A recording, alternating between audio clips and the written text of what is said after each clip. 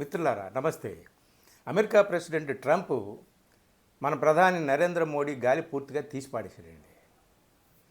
నరేంద్ర మోడీకి నన్ను సంతోషంగా ఉంచడం అవసరం అని ఆయన చాలా అతిపెద్ద వ్యాఖ్య చేశాడు. అప్పుడప్పుడు గాలి చిన్న చిన్న రంధ్రాలు పెట్టి తీయడం మొదలుపెట్టాడు, కానీ ఇంతకు ముందు నుంచే ఈసారి ఒకేసారిగా ఉన్న గాలి అంతా తీసి పాడేశాడు. ఇది అమెరికా ప్రెసిడెంట్ చేస్తే ఇక్కడ మన స్వదేశంలో, అందున బీజేపీ పార్టీలో, ఒకప్పుడు బీజేపీ ప్రభుత్వంలో విదేశాంగ మంత్రిగా, ఆర్థిక మంత్రిగా వాజ్పేయి గవర్నమెంట్లో పనిచేసినటువంటి యశ్వంత్ సిన్హా ఒక ఇంటర్వ్యూ ఇచ్చారు. అందులో ఇక కాస్తో కోస్తో మిగిలినటువంటి గాలి నరేంద్ర మోడీ ఆయన తీసి పడేశారు. యశ్వంత్ సిన్హా తాను ఇచ్చినటువంటి ఇంటర్వ్యూలో ఏం చెప్పాడు అనేది 4 మాటలు ఈ వీడియోలో చెప్పడం నా ఉద్దేశం. ఆ వీడియో లింక్ మీకు ఇస్తాను. ఆయన ఇచ్చినటువంటి ఇంటర్వ్యూ ఏ ఛానల్కి ఇచ్చారో ఆ లింక్ నేను డిస్క్రిప్షన్లో ఇస్తాను, మీరు పూర్తిగా వినండి. మిత్రులారా, ట్రంప్ ఏమన్నాడు, ఏ సందర్భంలో ట్రంప్ ఏం మాట్లాడుతున్నాడు, ట్రంప్ పిచ్చివాడని, పిచ్చివాడి చేతిలో రాయి ఉన్నట్టు, ఆయనకి అధ్యక్ష పదవి వచ్చింది అగ్రరాజ్యంలో, అది ఇది అని అనుకుంటున్నాం, కానీ పిచ్చివాడు కాదు. చాలా దొండగుడు, అగ్రరాజ్య అహంకారం అంతా కూడా ఆయనలో అణువణువు అలముకొని ఉంది.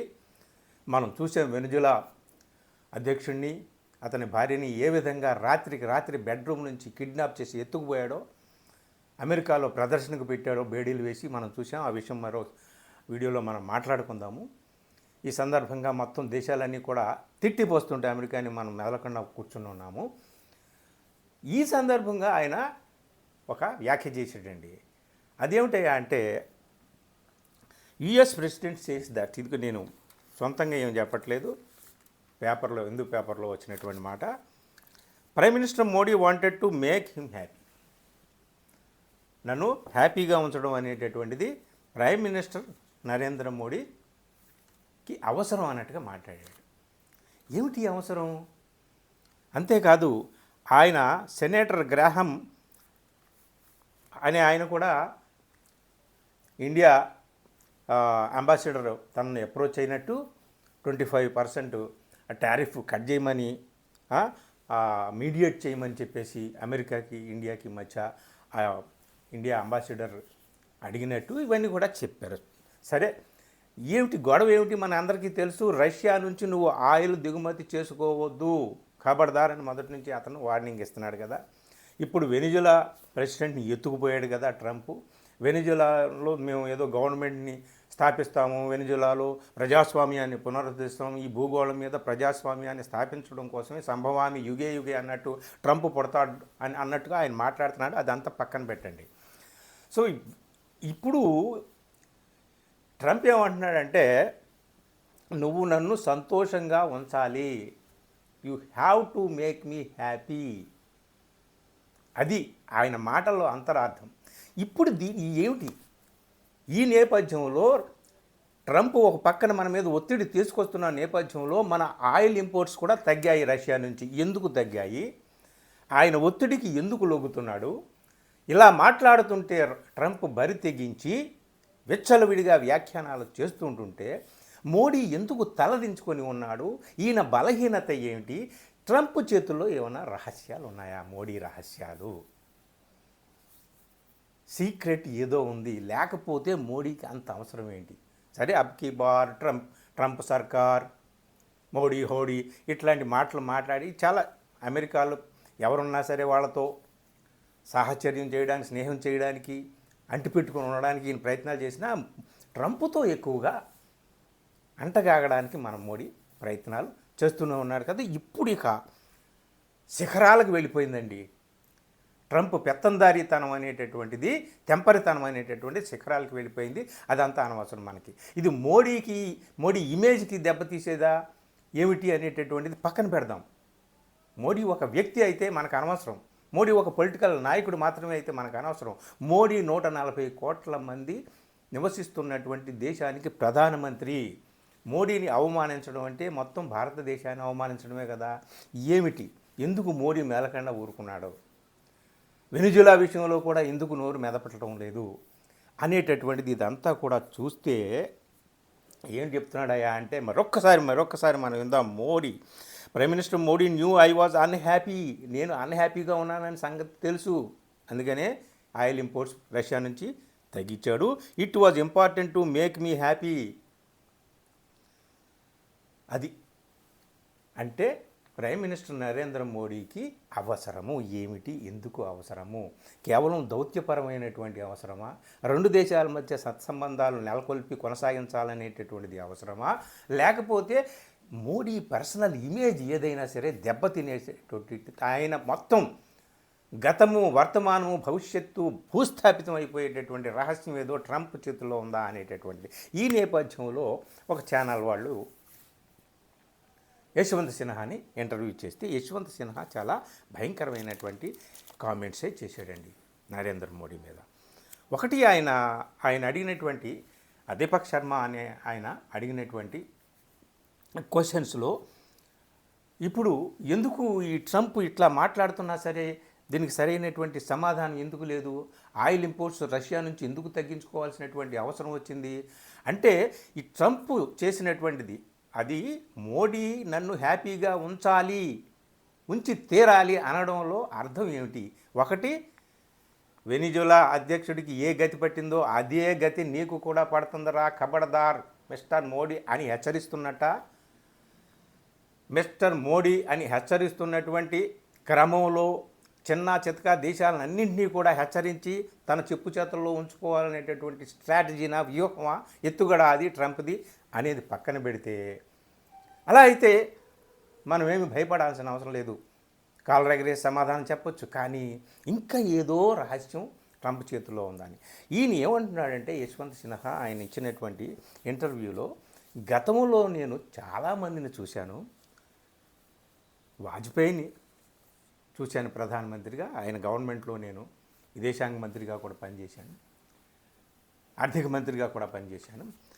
గతంలో నాట్ ఓన్లీ వాజ్పేయి, గతంలో నెహ్రూ, లాల్ బహదూర్ శాస్త్రి, తర్వాత ఇందిరాగాంధీ, వీళ్ళని కూడా పక్కన పెడితే తర్వాత వచ్చినటువంటి ఐకే గుజరాల్ కానీ, చంద్రశేఖర్ కానీ, దేవగౌడ కానీ, ఇట్లాగా పివి నరసింహారావు కానీ, మన్మోహన్ సింగ్ కానీ, ఎంతమంది ప్రైమ్ మినిస్టర్లు వచ్చారు.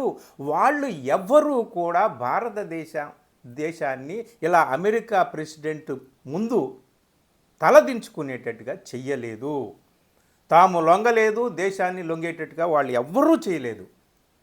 చూడండి, బీజేపీలో ఒకప్పుడు ఎంతో అద్భుతమైనటువంటి నేతగా వెలిగిన ఆయన దగ్గరికి యశ్వంత్ సిన్హా మంత్రిగా ఉన్నప్పుడు మోడీ ఆయన అపాయింట్మెంట్ కోసం కూడా ఎదురు చూడాల్సినటువంటి పరిస్థితి ఉండేది ఆ రోజుల్లో. అలాంటి యశ్వంత్ సిన్హా ఇప్పుడు మోడీ గురించి ఏ ప్రధాని, అటల్ బిహారీ వాజ్పేయి మాత్రమే కాదు, ఏ ప్రధాని, ఈ కాంగ్రెస్కి సంబంధించినటువంటి వాళ్ళు కానీ, లేదా ఇంకా వేరే గవర్నమెంట్స్, వేరే పార్టీల గవర్నమెంట్స్ ఏర్పడిన సందర్భంలో కానీ వేరే ఎవ్వరూ కూడా ఈ విధమైనటువంటి స్థితికి దేశాన్ని తీసుకురాలేదు అని ఒక పాయింట్ చెప్పాడండి. ఇది చాలా కీలకమైనటువంటి వ్యాఖ్య అన్నమాట. ఇంకోటి ఆయన చెప్పింది ఏమిటయా అంటే, ఈ విధంగా సాగిలి పడిపోవడం అనేది అమెరికా ప్రెసిడెంట్ నిక్సన్ టైంలో ఇందిరాగాంధీ ఏం చేసింది, ఎలా నిలబడింది, ఇవన్నీ కూడా ఉదాహరణలు ఆయన చెప్పి, తాను విదేశాంగ మంత్రిగా అయినప్పుడు వాజ్పేయి దగ్గరికి వెళ్ళి కలిసి ఆయనకి నమస్కారం పెట్టి నేను బాధ్యతలు చేపట్టాను అని అంటే, వాజ్పేయి నాకు ఒకే మాట చెప్పాడు. అది ఏమిటయ్యా అంటే, ముందు నువ్వు ఇరుగు పొరుగు దేశాలతో మన దేశానికి ఉన్నటువంటి సంబంధాలని మెరుగుపరచండి, బలహీనం కాకుండా చూడండి అని నాకు ఆయన చెప్పాడు. వాజ్పేయి కానీ నేను కానీ విశ్వగురు అని చెప్పేసి అదని ఇదని చెప్పన్నించిగా ఛాతి అని ఇట్లాంటి మాటలు మేము మాట్లాడలేదు. వాజ్పేయి చూడండి ఆ రోజున ఆయన ఇచ్చినటువంటి ఇంపార్టెన్స్ ఏమిటి అని ఈ కీలకమైన పాయింట్ అనమాట. ఎందుకు చెప్పాడంటే, ఈ రోజున మన చుట్టూ ఉన్నటువంటి దేశాలన్నింటితో కూడా మన సంబంధాలు ఏమీ బాగోలేదు, కంప్లీట్గా చెడిపోయినాయి.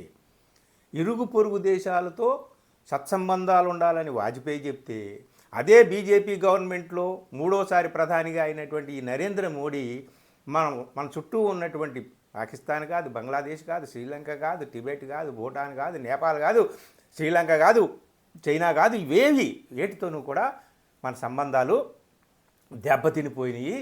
అంతేకాదు విదేశాంగ విధానం